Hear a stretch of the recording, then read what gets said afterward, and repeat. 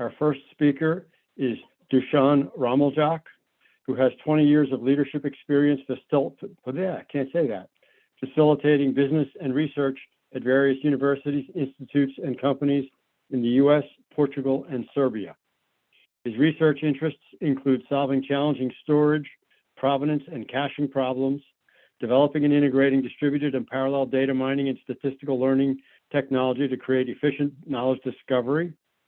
He has been applying his data storage expertise at HPE, Dell, Hawaii, and other companies. Prior to coming to the US, Dushan ran his own small business in Serbia. Truly a challenging environment for a business. Dr. Ramljak is currently an assistant teaching professor of information science at Penn State Great Valley. His research interests include solving challenging storage problems and efficient knowledge discovery in large sequence and temporal databases. Dushan will start our discussion about innovation with the question, does inspiration lead to innovation? Dushan? And of course, I forgot to unmute myself. How nice, right? This is the place for the inspiration for me. We will see whether the inspiration will lead to innovation. I'm extremely nervous, and that's always, Bob, thank you for making me look younger. I have like 40 years of experience. So yes, let's see first acknowledgements and the disclaimer. Everything good on the presentation was made by my students and collaborators, Rudraksh Mishra and Abhay Chamuharidas, and all the mistakes, I claim them. Penn State Great Valley student Virasat Kohir helped me with the inspiration for this talk, and I would like to thank Penn State Great Valley for support. I'm here like only 2 months, and I have everything I need to innovate. And of course, thank you for this opportunity, Beacon Networking for Life. I would like to share my experience, and let's see. First, and it is not just the first on the agenda, it is throughout the talk that I will speak about how to inspire innovation. And I will try to establish the connection between unprecedented times and innovation, discuss whether big data will lead to increase in the innovation, hope that we have an answer whether showing how to innovate or inspiring to innovate is a better way to lead to innovation, and then the same with positive or negative psychology. I will speak a little bit how to better manage innovation-focused teams, but my fellow presenters will provide more detailed information about innovation management and impact of diversity and teamwork in successful innovation. I hope I will be able to stress enough how diversity is important and how the adequate teamwork makes innovation work. So before jumping into any discussion about innovation, let's see what innovation is.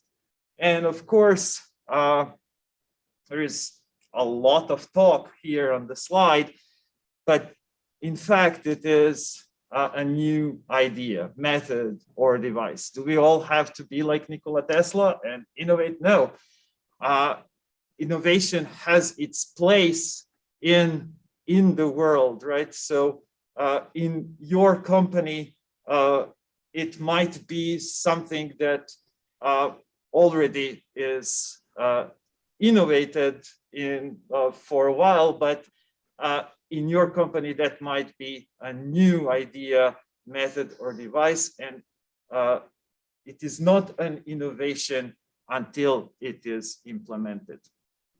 A much better look at the process of innovation goes with this slide.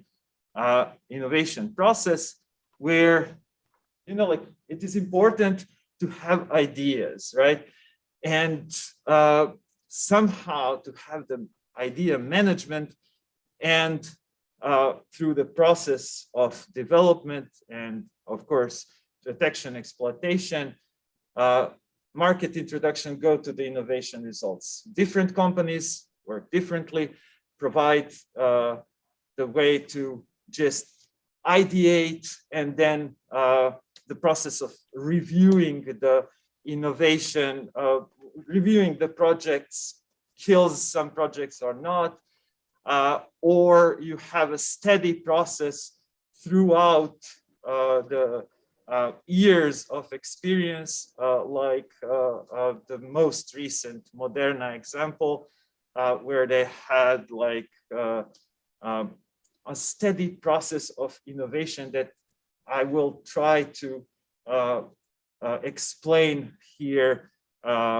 in this talk, that it is important to practice really how we can build and inspire innovation. So just to see what could be the drivers of innovation, we'll just list them here: corporate culture, individual, team, enterprise, process, offerings, psychological climate, physical environment, economic environment, geopolitical culture. And we will try throughout the presentation to go into details of each. Inspire. So what is the inspiration? So it is a stimulation, right? Simulation also. Stimulation of the mind or emotions. So is this stimulation enough that I feel that I'm nervous to present and to explain my ideas? I need also to design solutions and test them, right? And I tell my students, you have to be inspired to be able to innovate. And of course, necessity is the mother of all invention, because, well, we are speaking about innovation, so we are inspired.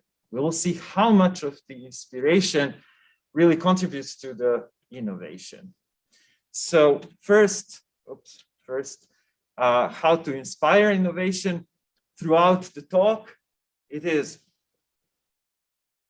potentially how best practices, right? How to set up optimal circumstances for innovation. And of course, we have to force ourselves to see the importance of a necessity and to connect the innovation with the world, with the circumstances, with the constraints that we are in.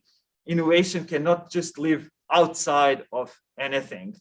And we have to train ourselves in design thinking. We have to change the culture in order to be able to inspire innovation. And of course, in my courses, I tell my students, failure is not an option. It is the requirement, because you have to fail, and be able to learn from the failures to be able to succeed.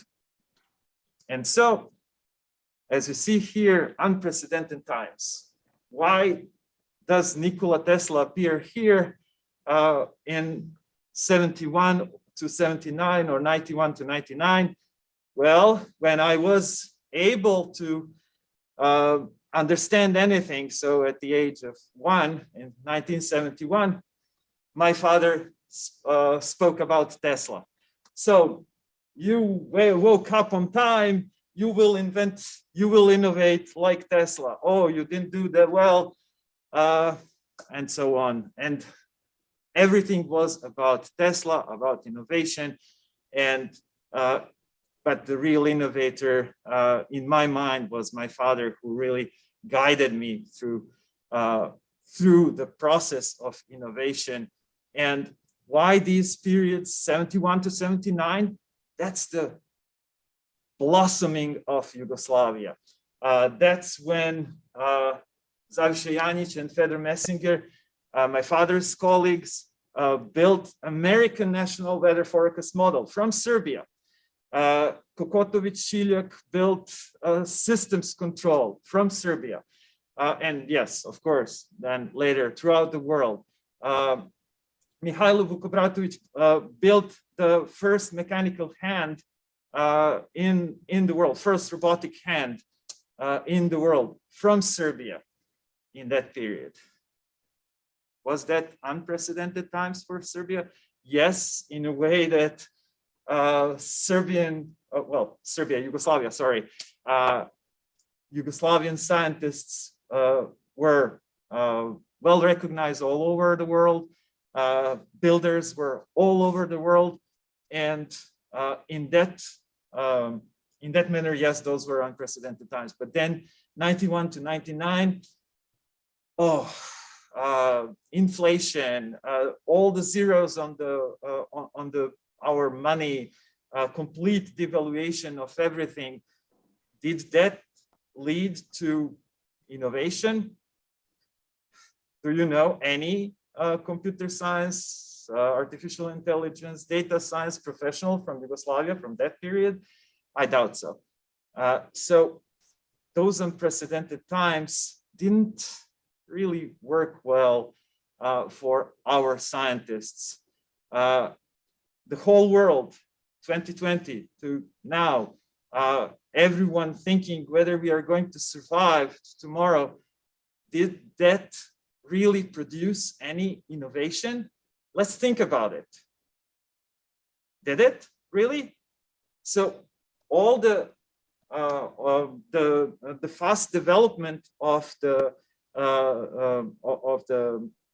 vaccine, Moderna, it started 10 years ago to build that. It's just small changes that led to innovation. So it's not during these unprecedented times. There was a setup before unprecedented times, but of course, it is coming from these unprecedented times. As you will see, Yugoslavia 91 to 99 produced a huge amount of, like, a source of big data that could potentially lead to innovation. And I hope that the same will happen with what we experienced throughout this pandemic, that this will lead to innovation. So big data, right? Is that something that will lead us to the innovation? I worked in HP, interned at HP, and then worked on a NSF IOCRC projects with companies like Dell, Salesforce, Huawei, and I would provide these, like big data, a slide that has, like, I don't know how many terabytes, and then guess what? How many data really I used to provide insights? I would show something like this, a picture like that, and then if you can see the smallest point here, well, part of that smallest point, that was the data that I used to lead me to innovation. So instead of big data as a source of innovation, rich tech innovation, right? Rich data is what will inspire, but will that lead to innovation? There needs to be an innovator in the loop. It cannot be just out of the blue. Okay, we have data, we are going to have a lot of innovation now. No. So we have to set up optimal circumstances. That's like the second time I speak about optimal circumstances. So what would that be? Right? I tried to show my students how to innovate. That was really successful, right? The innovation is just not coming. It should be the right channel to transfer that showing, right? It has to be And it always was the inspiration.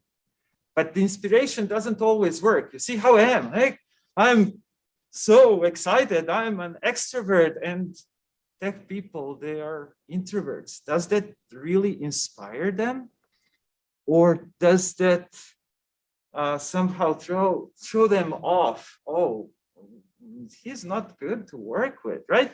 So we need to find the appropriate channel. What is the channel? For example, the hackathons, student-run competitions, like you have so much energy.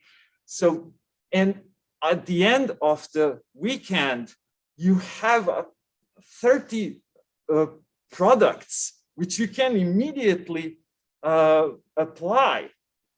That's amazing. So weekend, students go and innovate. Should we have students there? Yeah, I tried to apply the same in my teaching experience. And what is it? Should I say them, yes, good, you did a good job? Or no, this is terrible. Let's do this. So positive psychology, negative psychology, positive works for some. I thought it works for me. And I had the experience that I had a boss who was doing, yeah, everything is great, everything is fine. I didn't produce anything. And then I had a boss with whom I fought hard and produced a lot. So innovation through positive psychology might work, but we have to change the culture. We have to change. I'm speaking again about changing the culture. What does that mean? We will speak a little bit more about it later, but positive psychology worked for me. In the dancing world, I was in my dancing business. I started with what I have been taught. No, this is not how you should do it. This is how to do it, right? No, you shouldn't do that. This is how to do that. We in technology, information technology, information science, data science, you use the same things. No, this is not the good. Is that the right way to inspire? Of course not, right? But it works for some. They find the inspiration in that negative treatment. Oh, I will show you. I will do it, right? I will do it right. I will do it right. For me, it worked extremely well when I changed. I would, in front of everyone, say, yes, that's it. Look at him, look at her, look at them, how they produced this. And yes, it works or it doesn't. But you remember what I said? Finding the appropriate channel is important. For some, it works through positive psychology. For some, it works for negative psychology. Yeah, a lot of useful information. We know that. What will be the best practices? Individual. Focusing on the individual as a building block of organization. So strengthening that building block. So as I said, I will speak about Texas. My daughter is in Texas. She is the only one wearing a mask, and her friend also wears a mask in the school. 2 students, and you have the whole school officials and whatnot, they are wearing the mask all the time. Is it easy on the individual to do that? My daughter explained to me, look, Dad, I know everything about animals. I love animals. You cannot kill viruses. You can only prevent the spread from one person to the other. That's why I'm wearing mask. I'm not wearing mask because you told me so. And here is that it has to be a lot of strength in that. So that individual who wants to innovate is really she's under peer pressure to just put down the mask. No, but she's aware. Is that awareness of what we are going to do something that will inspire and lead to innovation? Definitely, it is the power of I and recognition that I, or only one person, cannot just build everything on themselves. In order for my daughter to innovate really and to bring the stop of spreading the viruses, she cannot be the only one. Everyone needs to wear masks for the virus to stop. How to do that? So, and that's not the innovation that we are speaking about. We are speaking about now the teams. So you have to include multiple skill sets, and just how you're going to do that. If everyone is saying yes, yes, leader, we'll follow you, do you need a team like that? And on the other hand, if you allow everyone to express their opinions, do you think that me expressing my opinions and my daughter expressing her opinions, it is easy to live with us and stand that constant pressure? Ask my students who are, like always with my ideas, can they stand that? How do we manage teams? As I said, Matthias will continue speaking about that. I would just like to say that there is a great potential in diversity. Social network research shows that it is essential. It is a key to innovation. You should have seen people with whom I work when we try to bring real inclusion in Yugoslavia, in Portugal, and even here. So there in Yugoslavia, well, in Serbia, you have these awesome laws, and everyone should respect the individuals with challenged persons, and like they should, inclusion is supported, and everything is great on paper. And then what happens? We will organize for them their activities, and then we will, we normal will be here. No, we have to recognize we're all people, different opinions, different views are important. That's that culture change that I was speaking about, that needs to be here in data-driven decision-making course that I'm teaching. Data-driven decision-making cannot be alive until we change the culture, until we appreciate all the different views, even some views that hurt us. As like Linus Torvalds said in his TED talk, we need to have the open source is great because we have various people. We have a people like me, hug you, right? That's not Linus, right? But open source works. We have we have in front of our eyes the proof that diversity is a key to innovation.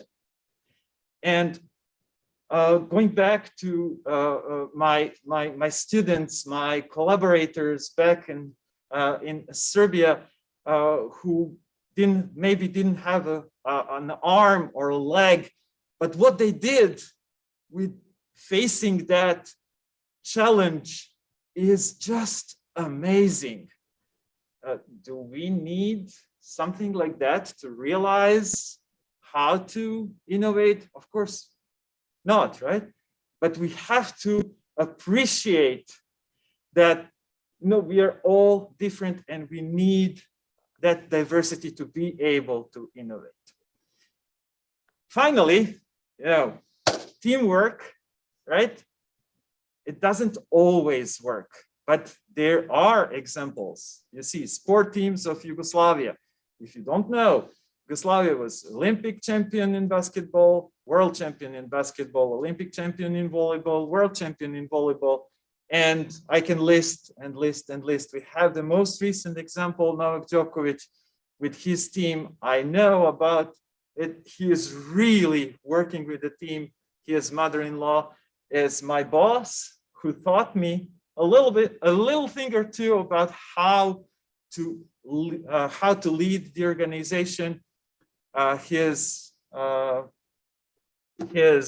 wife and sister-in-law were my students, dancing students. I know that he works with a team.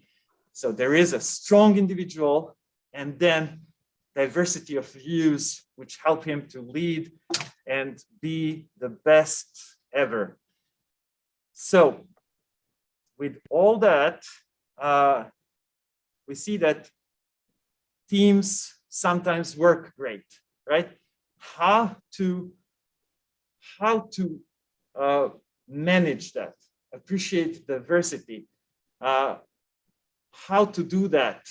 I'm trying to figure out what are the best in my one student, other student, and then bring different views all together, make the teamwork better than just one person. Will my experience help you?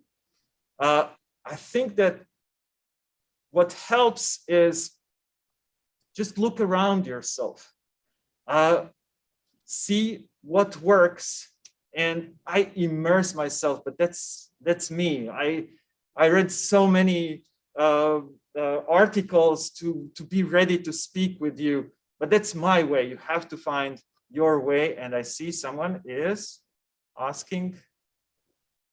Yes, thank you, Nikola Jokic. Yes, reigning NBA MVP champion. Yes, thank you very much for that.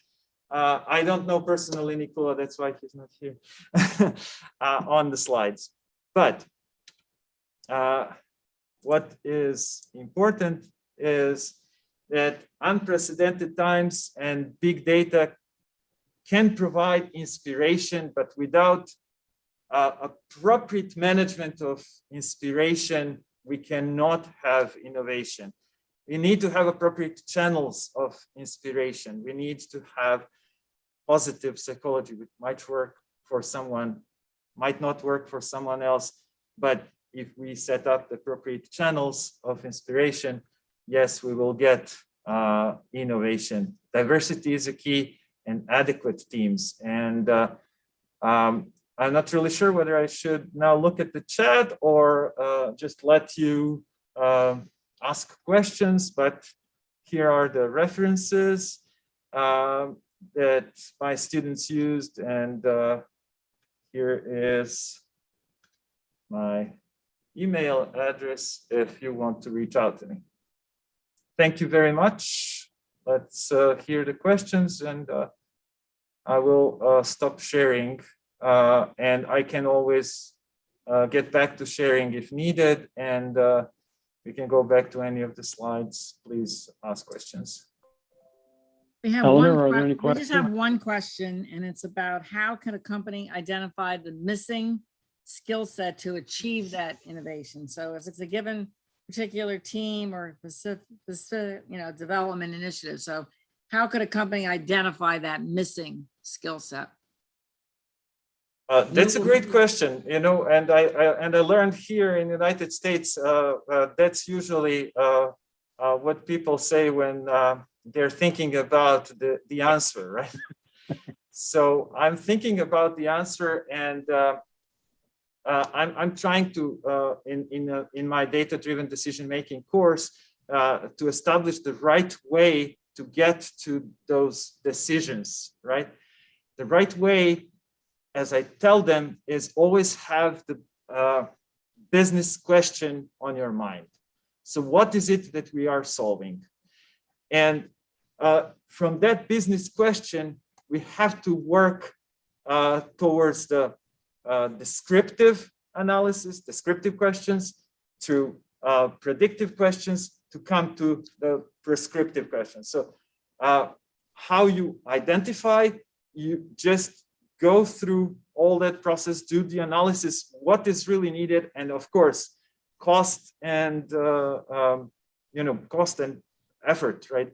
That you need to put in to manage whether really it is about, you have to identify whether really it is about the skill that is needed or just a different way of thinking. When my students told me declutter syllabus, I'm like, but it is not cluttered at all. It contains important information that in fact meant put the information in a different way. Change the view. That's what one of the best students back in a really great school that I had the honor to be in, mathematical gymnasium back in Serbia. He just said, when you want to solve the problem, you are too much involved, you're focused. You have to go above. You have to look at it from another point of view in order to be able to solve it. And then, I know that is expensive, but in that particular school, we had 280 students, all different minds, diversity, and everyone thought in math, physics, and innovation was like expected from all of us.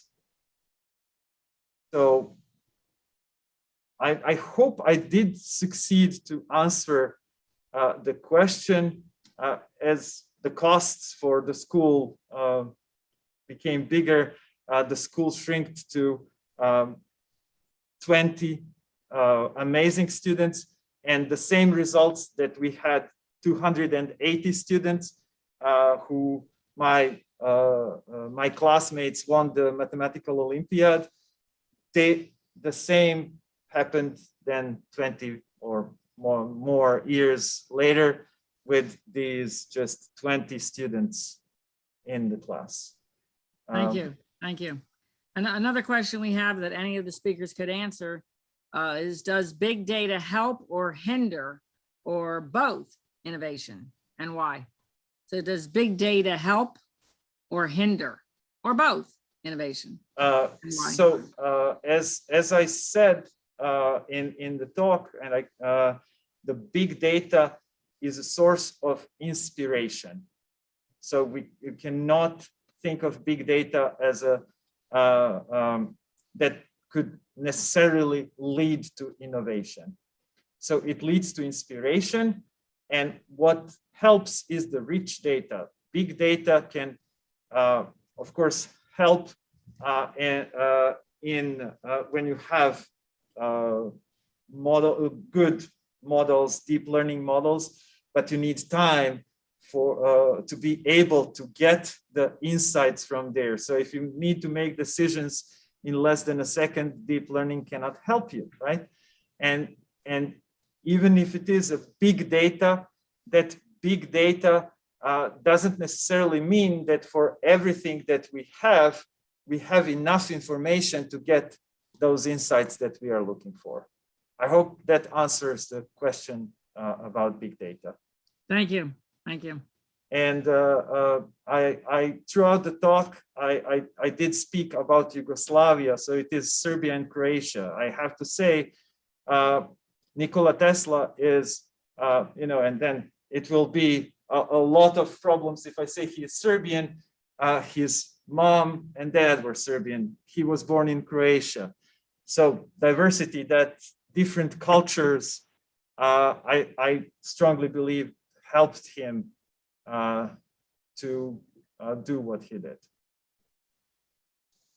Our next speaker is Dr. Matthias Kirchmer, an experienced practitioner and thought leader in the field of business process management and digital transformation. He co-founded BPMD, a consulting company focusing on digital process transformation, operational excellence, and customer experience by leveraging the discipline of BPM. He has led numerous transformation and process improvement initiatives and has worked with hundreds of clients in technology, financial, health, consumer goods, and manufacturing industries. Before launching BPMD, Matthias was managing director and global lead of BPM at Accenture and CEO of the Americas and Japan for IDS Shear, known for its ARIS process software. Matthias will explore the use of BPM as both an innovation tool and an innovation management process. Matthias? Yeah. Thank you very much for that kind introduction. And I try to share here the right screen, but somehow it doesn't pop up. Not sure what the issue is. Huh. Zoe, can you give any suggestions? There's plenty Can you of give any screens here, but let me see.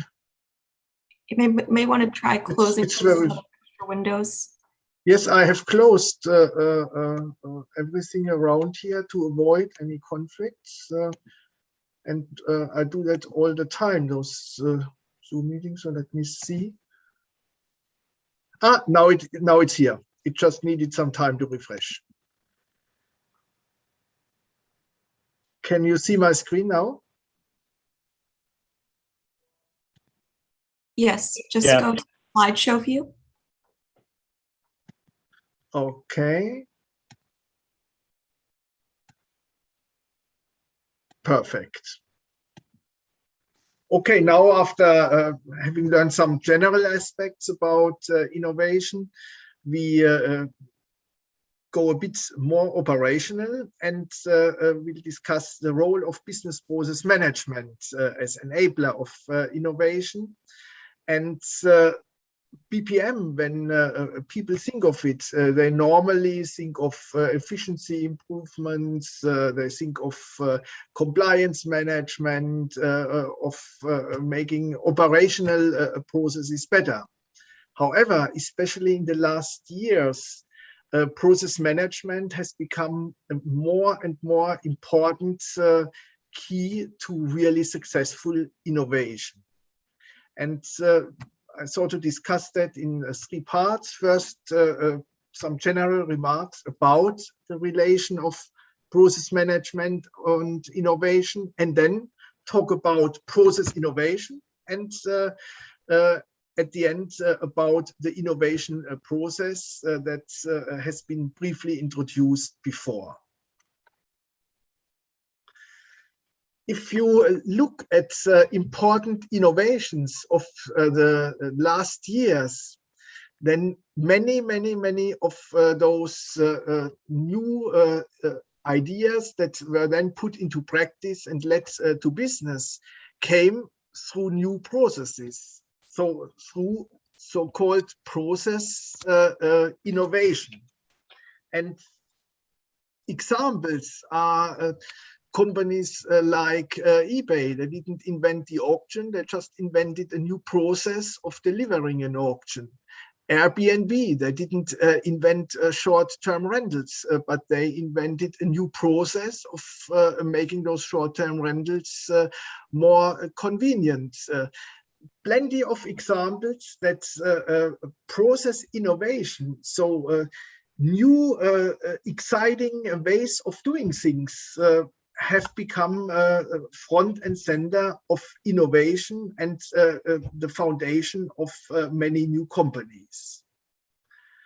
And in order to design and implement such new innovative processes, you use business process management to make that happen.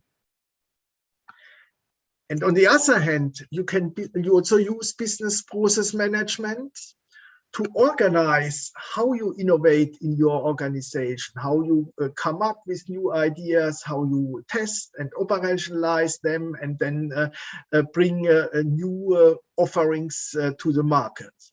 And to make that innovation process more effective and make sure that you deliver in a short time to the markets you need, you use process management to organize your innovation process.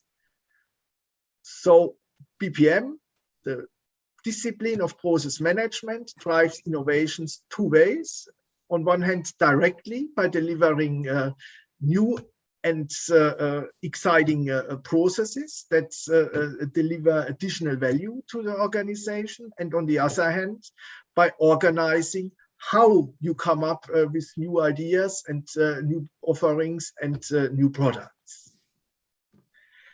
And that innovation, that process innovation, is especially important in the field of digitalization and digital transformation. Digital transformation is in general defined as combining people, products, and using therefore digital technologies, and most of them are internet-based. However, that's a use of those new technologies only delivers real value if you use that connection to come up with new and better business processes that really make a difference and bring at the end money back to the organization. An example is a leading compressor company. They were able already quite a few years ago to link through the internet to the compressors in the sites of their customers. They were very proud of that, and they used that connection to come up with some statistics about uptimes, downtimes, and deliver those statistics to their clients. Nice to have, but nothing that really excited the client, and nothing they would really pay money for, because they already knew that. But when that company then started to use that connection to identify where parts are weak and to come up with a preventive maintenance process that helps them to fix their compressors before they break, then suddenly that became a real value for their clients. And with that process innovation, they could make then more money. And when they then went a step further and did not sell compressors, but compressed air as a service based on these new processes, then suddenly they had a complete different value proposition, very important entrance point into new markets. So processes are the key and value switch, if you want, for digital transformation. And that's a key reason why the notion of process management to create process innovation and to manage the innovation process has become so important in the last years. Now let's make that a bit more concrete and specific, and look in some examples. Here I mentioned process management can help to really come up with innovative business processes. And here in the previous presentation, you heard a bit about design thinking. Process management can make design thinking really practical and actionable. Techniques that process management provides there for stakeholder journey maps, a way to have an outside-in look of processes, so that you can really bring that empathy with your clients, with your suppliers, with your employees into your business processes and drive innovative processes through that. Techniques like the use of reference models help to transfer good and common practices from one industries into another.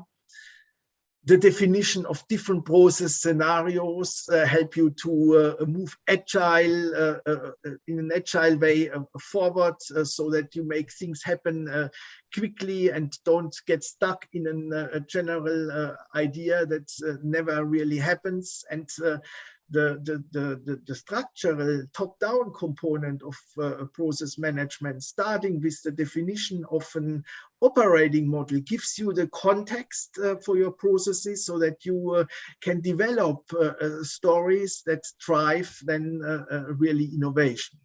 So the discipline of process management provides a whole set of proven, well-established techniques to support innovation and to help applying design thinking to your business processes. And to come up with a very little example here, a leading biotech firm had a huge issue with documents related compliance. So there were tons of products that they couldn't ship out because of compliance issues of the documentation around those products. And here, as we see, even the meeting rooms were full of those product potential shipments with document issues. In order to resolve that and have a massive financial impact to the organization, we came up in a workshop with a great fully automated process based on a document management system and enhanced workflow that really eliminates, and you could show that upfront, 90+% of those issues. However, in order to make that happen, it would take at least 8-12 months, and we didn't have the time to do that. So we came up with intermediate scenario to make that process innovation happen, and with that offer that enhanced documentation and with that service to their clients, by putting in place a very simple and pragmatic compliance application, basically a combination of different checklists that help to avoid such documentation issues. And we defined how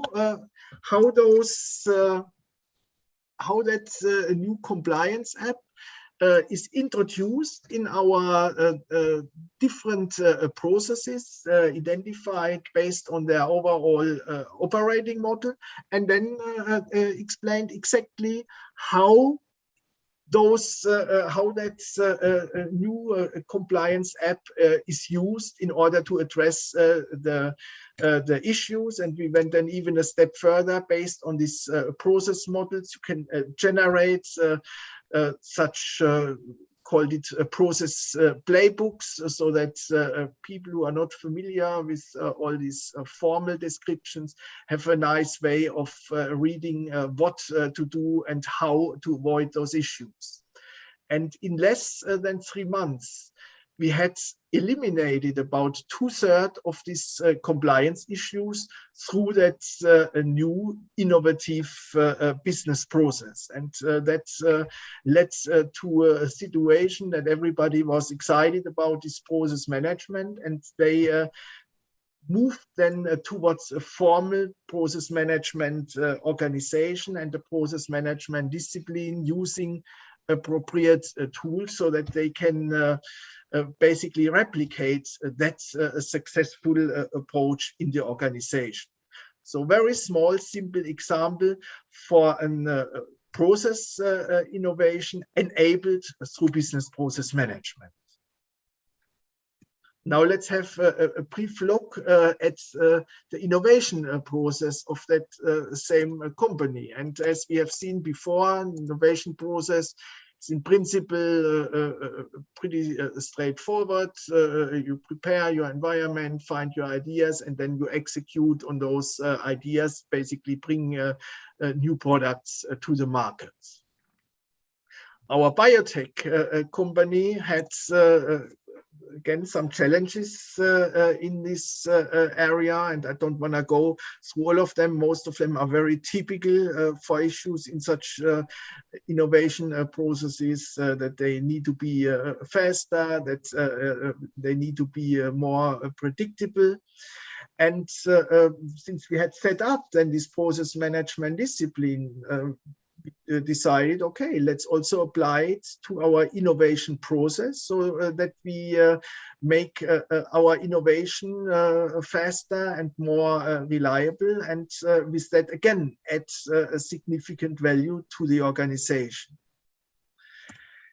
And what we did there was that we looked first at how do we do innovation today, and understand that in a very structured way, and then thought about, well, how do we change that structure of that innovation process to meet those goals, and came up then with 19 innovation ideas that we step by step included in that process. Some key ones were around bottlenecks of getting new ideas from the ground. They had everywhere in the company plenty of ideas, but no systematic way getting them in the process. Then once they started the innovation process, often they spent months or even years to then find out that the equipment to come up with that new product would be so expensive that it's not feasible. So a whole set of issues that were discovered, and then innovative ideas how to address those issues. And those ideas were then again documented in form of operational, practical business processes. So here the creation of an innovation hub and all kinds of new measures. So everything that is green were new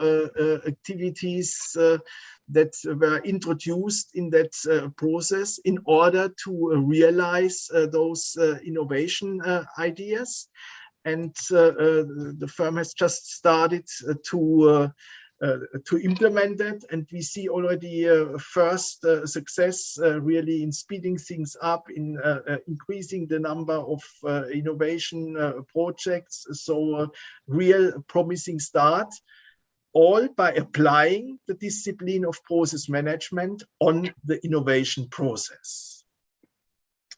And with that, I'm already at the end of that brief discussion. So we have seen how the business process management can be used to operationalize a systematic approach to innovation.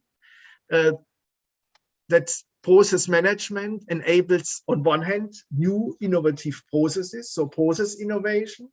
On the other hand, it helps organizing the innovation process, make it faster and better. And process management also provides the governance to keep those processes on track, and to keep that innovation that we came up really working. And with that, I pause and open for questions or comments. Thank you very much. Our next speaker is Baugh, a veteran software developer who will talk about organizations he's worked with and continues to assist as they transform themselves for a digital world. Pierce launched strategic database systems in early 2021 to provide smaller organizations with a source for custom application development. Pierce will be focusing on a frequently unexpected impact of innovation, determining what changes in business skills are needed going forward, and deciding what type of company you're becoming, because innovation can transform your company in many ways. Some unexpected. Pierce? Thanks, Robert. So some of us have found ourselves in the innovation business, in the software business, and sometimes unexpectedly.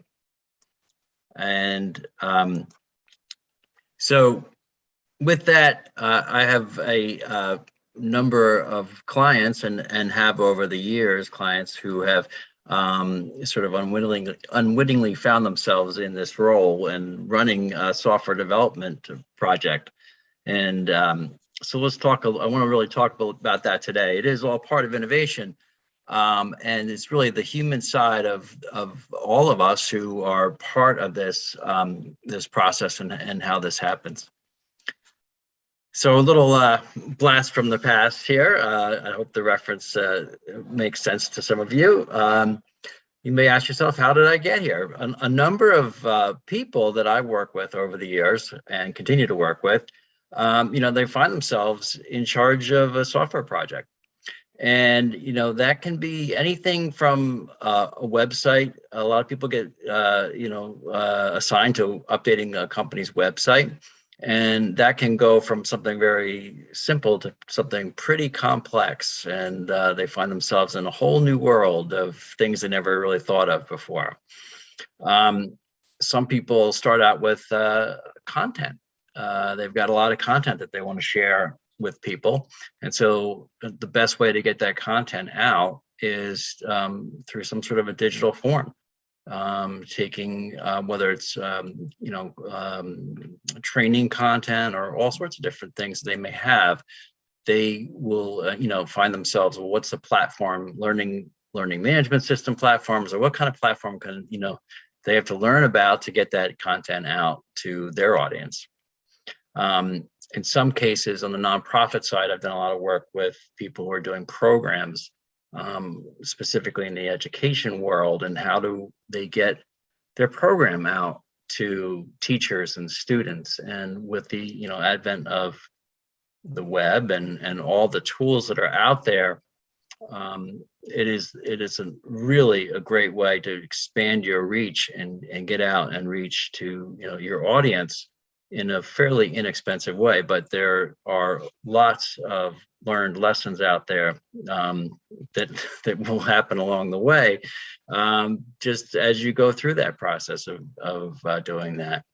And some people are in leadership roles, CFO or C-level roles, and all of a sudden they've been put in charge of a big project to do some sort of a digital transformations. They find themselves, find themselves right in the middle of learning all sorts of new ideas and words and, teams, and working with new teams and all sorts of new challenges that are sort of thrown at them in terms of being part of this new innovation that they're now thrust into.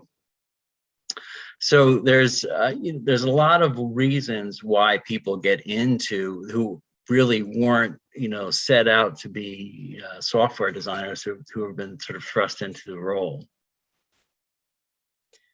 And then, what's the imperative? Why is this happening? Well, it's it's really not. It's kind of obvious in terms of you look at your Amazon receipt, this is the expectation now. So, clients, it doesn't really matter what business you're in, but Amazon has set a bar. You want to be able to, log in and see your orders and click a button to chat with somebody and get immediate, feedback, or work with a bot to get some answers. E-signatures, everybody's going to expect that's just the norm now. You click on a button to sign your documents, whether it's real estate or any kind of contracting that you're doing.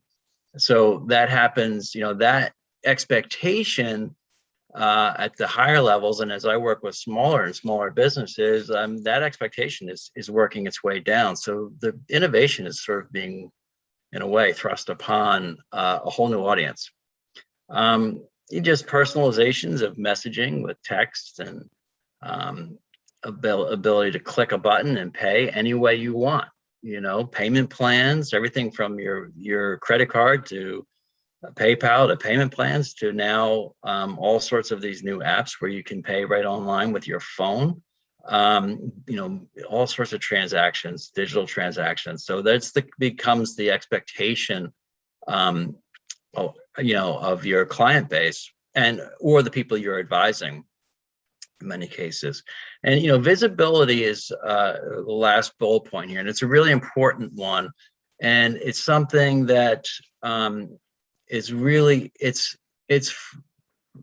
an asset that you have that's really available for free in your systems, in your databases, in your operations side, that can be a great value to your clients and to your customers if you open up that window so that they can look in and they can see an order, or they can see where are you at on a process of a delivery.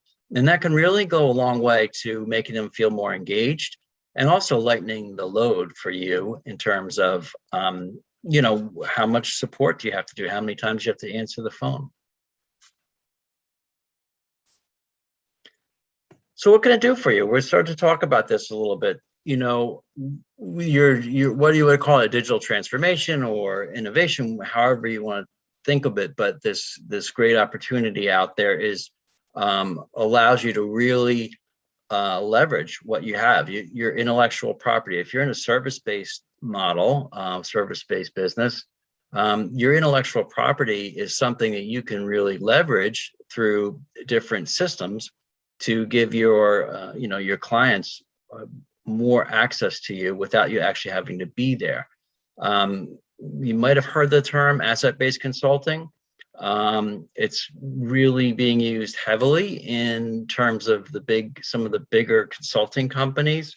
Deloitte and some of the others out there are using it. And what that is really taking your intellectual property, taking your IP, and building a system that delivers that knowledge to your clients electronically that you don't have to be in the middle of. So that could be a SaaS-based platform where they're paying for that on a monthly basis, but they're getting access to you or your model or your process in a way that allows you to really leverage your what you already have in-house, and you don't have to take a person's time to do that. And it also keeps that connection alive between you and your clients. So that can be something as simple as a widget on your website that helps somebody calculate anything, what's the potential cost of a project, or, you could take it right down to, what is this going to, visually, what's this? I'm going to put a new carpet in my living room. What's it going to look like? That could be something on your website. That's a way of leveraging what you have to enhance that customer experience. The other thing is leveraging your market position, because a lot of people have really rich customer databases. So they have this great market footprint. How can you leverage that? So you've got this great email list, for instance, or there's other things that you have that you can engage people with applications or web apps or phone-based apps. There's all sorts of ways to continue to keep this connection alive between you and your client base, and you can enhance the customer service, without even taking time to pick up a phone or those types of things. So that kind of innovation. The technology, that's kind of what drives all this. Everybody's kind of, the expectations are there, the opportunities are there. You can lower your operating costs. If you think about the costs of doing customer service, if somebody has that access and they can click on a button, and a lot of people today prefer to click on that button than pick up the phone. Some people, that's the last thing in the world they want to do is pick up the phone, but if they can check on their order, then you've just saved that support cost, and you're providing value to those clients of yours. And the last piece here, the last bullet, is it's a two-way communication channel.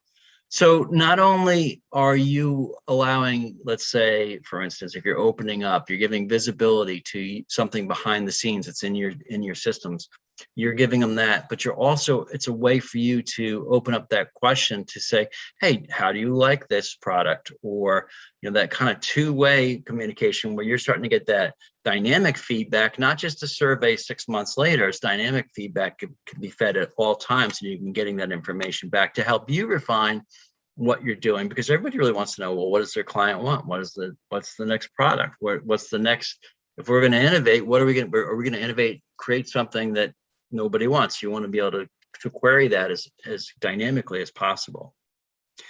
So now that you're entrenched in the software market, what does that mean?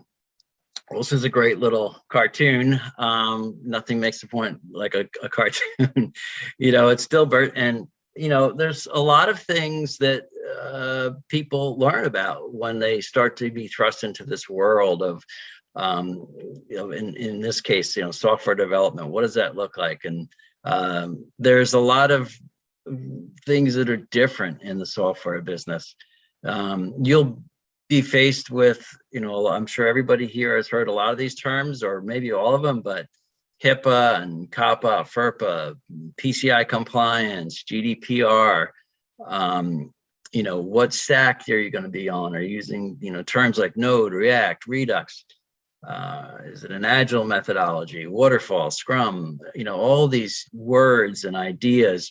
And so you're suddenly, not only are you thrust into this whole new world, but the language changes, and it's just adds another layer of challenge as you go through. And so for a lot of people, your clients or you may be very, very familiar with these kinds of things. When you start to get into this new world of the software business.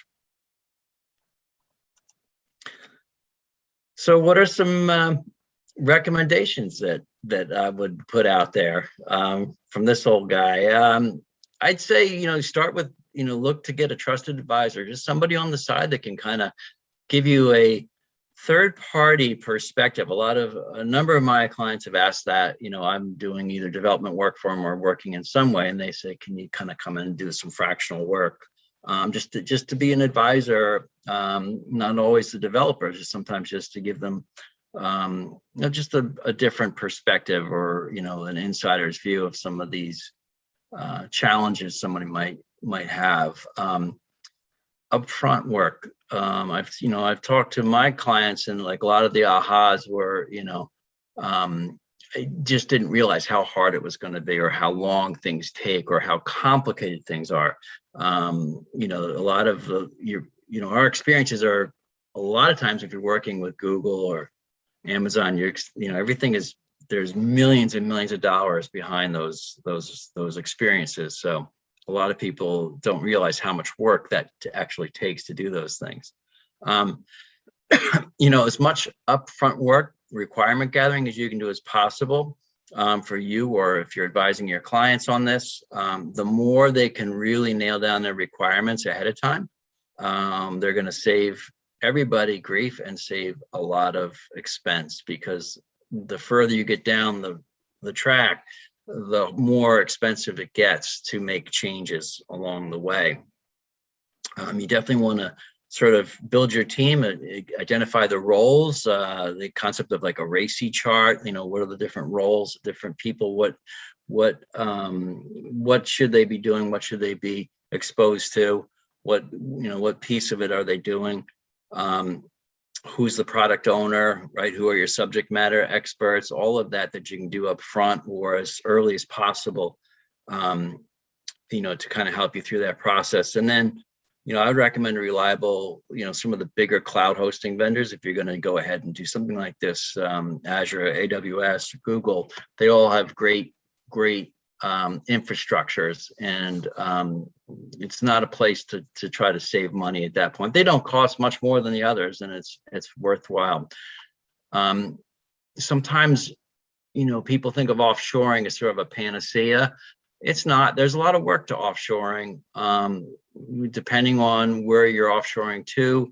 There's a lot of upfront work, so people should just understand that it's not like, oh, I can just have this done here or there, and it'll be easy and painless. It takes a lot of work, because you have, all the obvious things, the language barriers, the time zones, all those things you have to work with, and not being able to kind of just jump in and say, hey, I want to, interrupt you here and fix something, or those kinds of things. So it's a great way to work, but it should be definitely part of the solution, but it's not a panacea.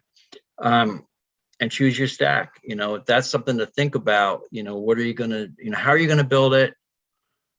What are your clients, what's your long-term, process? How expensive will it be to build versus how long, how modern does it need to be?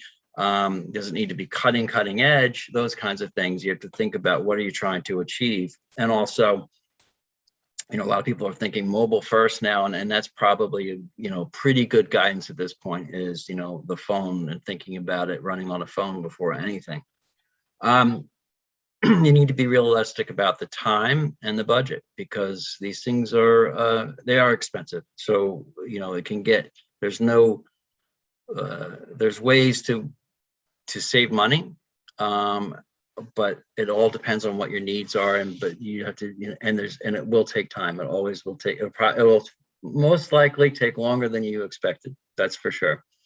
And ask questions, be curious. If you're in this role of leading some software development project, a web development, just ask questions. Don't be afraid to ask questions to get, don't let people sort of bamboozle you. You ask questions until you get the answers you're looking for. And I love, thinking back on an ad that I saw many, many years ago. And it had a picture of an iceberg. And a lot of times we think of, oh, the software costs this much, but the reality is the software is just the really tip of, if you think of that iceberg, the software cost is the tip of the iceberg. There's so many costs that are behind it and so much work that has to be done to do a good software application for, for anybody that, there's a lot of those hidden costs. They're not necessarily hidden, but they're part of the project, and you have to assume all those support costs, all those development costs, all as time goes on, those things are still there. And they are a much bigger chunk than you might have first expect. And with that, I'm going to wrap up. I think we will be able to put a few minutes back on the clock here. This is my email address. Feel free to send me any questions. And I'm always happy to have a conversation with anybody on this subject for sure, or any subject for that matter. And thanks to everybody for their time tonight. It's great having this opportunity. Thank you. Thank you, Pierce. What I'd like to do is move along now to Raj Kapur, who has spent 2 decades as marketing, sales, and strategy development, spanning business to business and business to consumer with companies of all sizes, Fortune 550, mid-sized, small companies. The proven track record of using analytics to drive action, an unrelenting customer focus, and a bias for practical implementation. He's a hands-on leader and a sought-after facilitator with experience across 5 continents. As the managing director of N Marketing, Raj strives to provide growing businesses unparalleled marketing strategy and execution services. He's known for bringing the best of big company marketing to growing companies without the excess baggage. Raj will be exploring one of the newest areas needing innovative thinking and attitudes, managing your staff. Raj? Yeah, thank you. So Bob, I'm going to do a chat, use the chat function, and I'm going to ask people to provide a number. I'm going to try to go pretty quickly here. I think we're a little bit over, and we were supposed to end here at 6:30. So I'll try to give people some value here. First question I want everybody to ask is, on a scale of 1 to 10 is, are you facing labor challenges in your business? All right, so throw a number 1 to 10. 10 means I'm feeling it and it's horrible. 11, yes, that's a good number, 1 through 10. Newell, thank you. Charlie's facing a 10, good. So what I want to talk a little bit about is this great resignation. The first question is, why is a marketing person talking about an HR issue? And what I want to emphasize to everybody is this is not a marketing problem. This is a major, major, major business problem. I'm doing quarterly business reviews with all my clients right now, and there's 2 things that everybody's talking about. Number 1 is the labor shortage, and number 2 is supply chain issues, and they are business critical for everybody. So I put this together with a colleague of mine named Lauren Williams. I'll share her information. I got to give her a lot of credit for this, but I'll go generally quickly. And so how do we hire and retain top talent? Here's Lauren's information. Here's my information. I'll go past that pretty quickly. And so, you know, what is the gist of the conversation is that people are resigning in droves from your companies, from my company, from other companies. And it's happening because of the result of the pandemic, right? What did the pandemic fundamentally do? It made people's relationships with their jobs change forever. People were stuck at home. They were doing virtual things. They realized that their job wasn't as big a deal in their lives as they originally thought it had been. They didn't want to be chained to their desk and they wanted flexibility. So in a survey earlier this year, this is a widely cited data point, 40% of American workers want to switch jobs. And for people who think that that's not happening in their company, they're wrong. It's happening in every company. And as you go younger and younger in the workforce to millennials and Gen Zs, that number only gets higher. And that's because people who are younger tend to want more from their careers than just a job and just a paycheck, right? They want a lot more from those careers. Millennials are the largest part of the workforce. I know it's not that much on the faces that we see in Beacon every single day, but millennials are the largest part of the workforce. They are the driving force, and in the next decade, Gen Zs are going to become a dominant part of the workforce as well. So it's not going away anytime soon.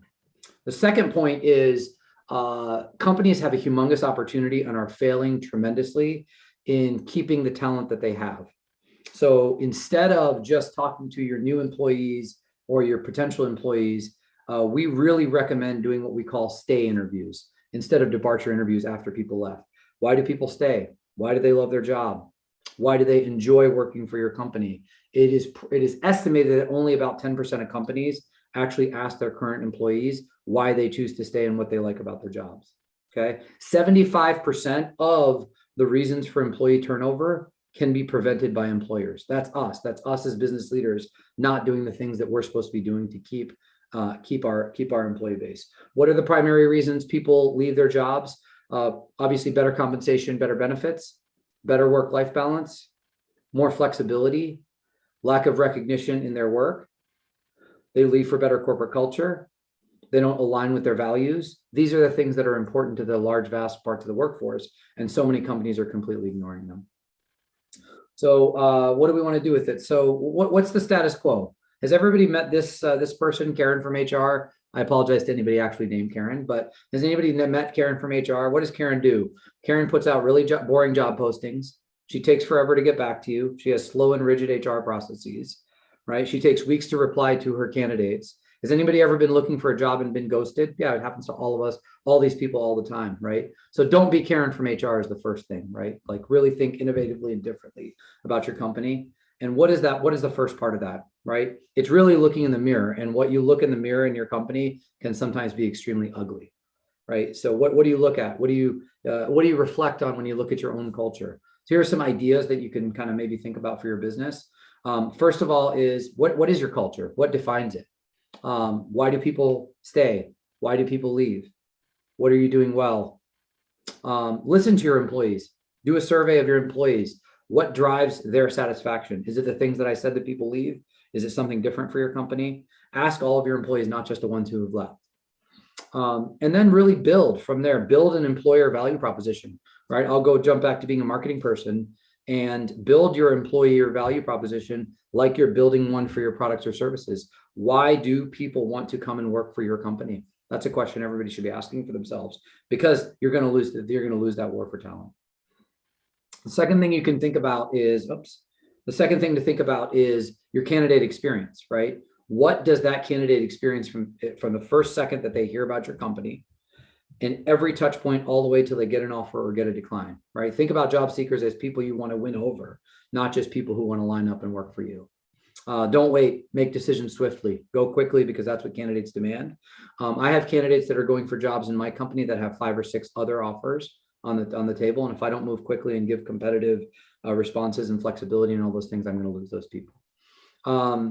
Don't lose a good candidate because of an outdated selection process. Just because Karen from HR created a process 10 years ago that worked in a different environment doesn't mean it's going to work now.